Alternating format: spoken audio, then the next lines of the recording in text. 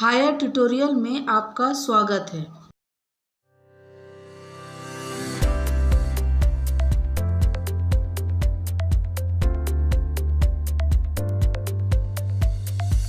I started for school very late that morning and was in great dread of a scolding, especially because Mr. Hamill had said that he would question us on participles, and I did not know the first word about them. उस दिन मैं प्रातः school के लिए बहुत देर से निकला और मुझे डांट पड़ने का बहुत डर लग रहा था, और विशेष रूप से इसलिए कि एम हेमल ने कहा था कि वह कृदंतों के बारे में हमसे प्रश्न पूछेंगे। For a moment, I thought of running away and spending the day out of doors. It was so warm, so bright. The birds were chirping at the edge of the woods, and in the open field back of the sawmill, the Persian soldiers were drilling. थोड़ी देर के लिए तो मेरे मन में विचार आया कि वहाँ से भाग जाऊँ और पूरे दिन स्कूल के बाहर ही अपना समय व्यतीत कर दूँ। मौसम गर्म लेकिन सुखद था और अत्यधिक चमकदार था। जंगल के किनारे पक्षी चहचहा रहे थे और आरा मशीन के पीछे की तरफ खुले मैदान में प्रशियाई सैनिक ड्रिल कर रहे थे। It was all much more tempting than the rule for participles, but I had the strength to resist and hurried off to school. यह सभी कृदंतों के नियमों की उपेक्षा ज़्यादा आकर्षक लग रहा था, लेकिन मुझ में इसका विरोध करने की भी शक्ति थी और तेजी से मैं स्कूल की ओर चल दिया। When I passed the town hall, there was a crowd in front of the bulletin board. For the last 2 years, all our bad news had come from there. The lost battles, the draft, the orders of the commanding officer. And I thought to myself, without stopping, what can be the matter now? जब मैं town hall से गुजरा तो वहाँ पर सूचना पटल के सामने लोगों की भीड़ लगी थी। पिछले 2 वर्षों से हम लोगों के पूरे बुरे समाचार वहीं से आ रहे थे। हारी गई लड़कियों के समाचार, सैनिकों की भर्ती के समाचार, कमांडिंग अधिकारियों के आदेशों का समाचार, और मैं बिना रुके सोचा अब क्या बात हो सकती है। Then as I hurried by as fast as I could go, the blacksmith watcher who was there, with his apprentice reading the bulletin, called after me, "Don't go so fast, Bub. You will get to your school in plenty of time." तब मैं जितनी जल्दी वहाँ से गुजर सकता था उतनी तेज़ी से निकला तो लोहार वाचटर जो वहाँ अपने प्रशिक्षु के साथ था और सूचना पटल को पढ़ रहा था, मुझे पीछे से पुकारते हुए कहा, इतना तेज मत जाओ लड़के, तुम काफ़ी समय पहले स्कूल पहुँच जाओगे।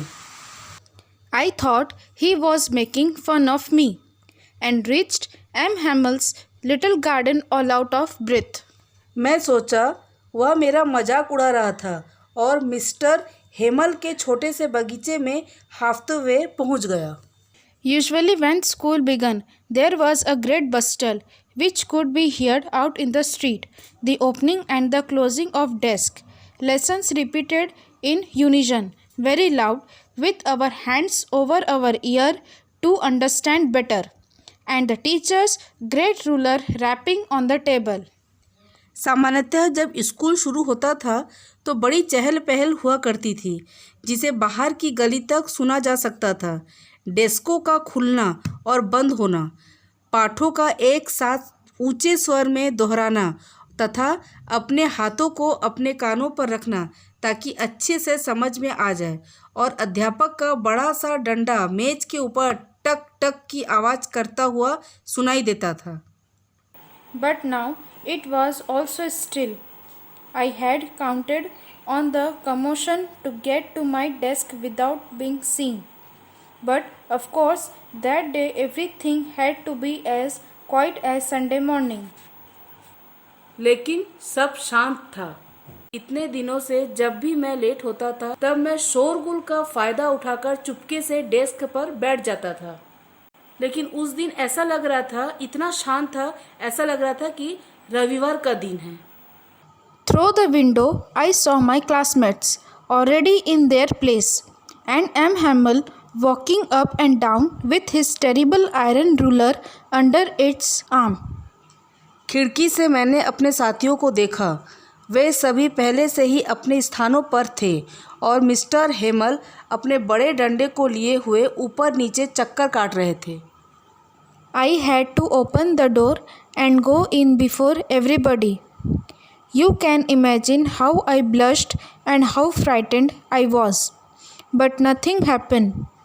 M. Hamel saw me and said very kindly, "Go to your place quickly, little friends. We were beginning without you." मुझे दरवाज़ा खोलना था और सबके सामने से अंदर के तरफ जाके अपने बेंच पर बैठना था। आप सोच सकते हैं कि उस समय मैं कितना डरा हुआ था, लेकिन ऐसा कुछ नहीं हुआ।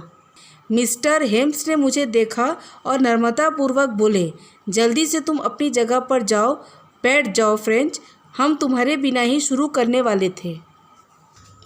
I jumped over the bench and sat down at my desk. Not till then, when I had got a little over my fright, did I see that our teacher had on his beautiful green coat, his frilled shirt, and the little black silk cap, all embroidered, that he never wore except on inspection and prize days. Besides, the whole school seemed so strange and solemn. मैं bench के ऊपर से कूदा और अपने desk पर जाकर बैठ गया। जब तक मैं अपने भय पर थोड़ा सा काबू नहीं पा लिया, तब तक मेरी नज़र इस बात पर नहीं गई थी कि हमारे अध्यापक ने अपना सुंदर हरा कोट, अपनी झालरदार कमीज और छोटी सी काले रंग की टोपी पहने हुए थे, जिस पर पूरी कढ़ाई की हुई थी, जिसे इस इंस्पेक्शन और पुरस्कार वितरण वाले दिनों के अतिरिक्त कभी नहीं पहनते थे। इसके अलावा पूरा स्कूल बहुत अजीब और गंभीर सा लग रहा था। But the thing that surprised me most was to see, on the back benches that were always empty, the village people sitting quietly like ourselves. Old Hauser, with his three-cornered hat, the former mayor, the former postmaster, and several others besides. लेकिन जिस बात से मुझे सबसे अधिक हैरानी हुई वह यह देखकर कि पीछे वाले बेंचों पर, जो हमेशा खाली रहा करता था, गांव के लोग हमारी तरह ही शांत बैठे हुए थे। अपना 3 कोने वाला टोपी पहने हुए बूढ़ा हाउजर, पूर्ववर्ती मेयर, पूर्ववर्ती पोस्टमास्टर और इसके अतिरिक्त अन्य लोग। Everybody looked sad, and Hauser had brought an old primer, thumbed at the edge, and he held it open on his knees with his great spectacles lying across the pages. प्रत्येक व्यक्ति उदास दिख रहा था तथा हाउजर का पुराना primer लेकर आया हुआ था, जो किनारों पर अंगूठे के निशानों से गंदा हो गया था, और उसने उसे खोलकर अपने घुटनों के ऊपर रखा हुआ था और उसका बड़ा सा चश्मा उसके पन्नों के आर पार रखी हुई थी।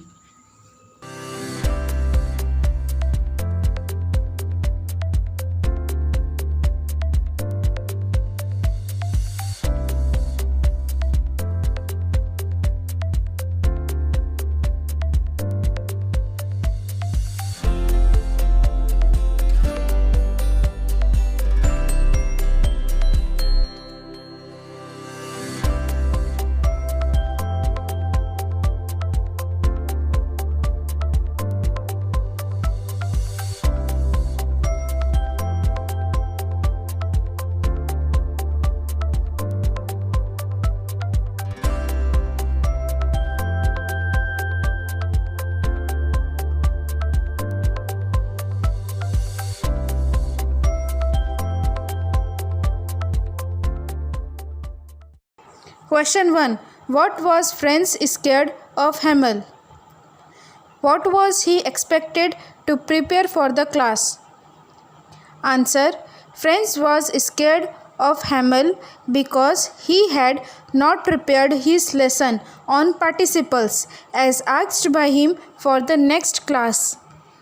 फ्रेंच हैमेल से क्यों डरता था? उसे कक्षा के लिए क्या तैयार करके आने की उम्मीद की गई थी? उत्तर. फ्रेंच हैमल से डर रहा था क्योंकि हैमल के द्वारा दिए गए पार्टिसिपेट्स का पाठ वह घर से तैयार करके नहीं आया था. Question 2. What did Franz think of doing instead of going to school? Answer. Instead of going to school, Franz thought of spending the day outdoors in warm and bright weather. According to him, it was better to so rather than studying the rules of participles in the class. French school जाने के बजाय क्या करने की सोच रहा था? School जाने के बजाय फ्रांच गर्म और उज्ज्वल मौसम में बाहर दिन बिताने का विचार कर रहा था. उसके अनुसार कक्षा में पार्टिसिपेट्स के नियमों का अध्ययन करने के बजाय ऐसा करना बेहतर था. Question 3. While passing from the town hall, what did Franz see? Answer. He saw a great crowd assembled in front of the bulletin board trying to read a notice written on it. प्रश्न. Town hall से गुजरते समय French ने क्या देखा? उत्तर. उसने bulletin board के सामने एक बड़ी भीड़ देखी जो उस पर लिखी गई सूचना को पढ़ने की कोशिश कर रहे थे. What had been put up on the bulletin board? Answer.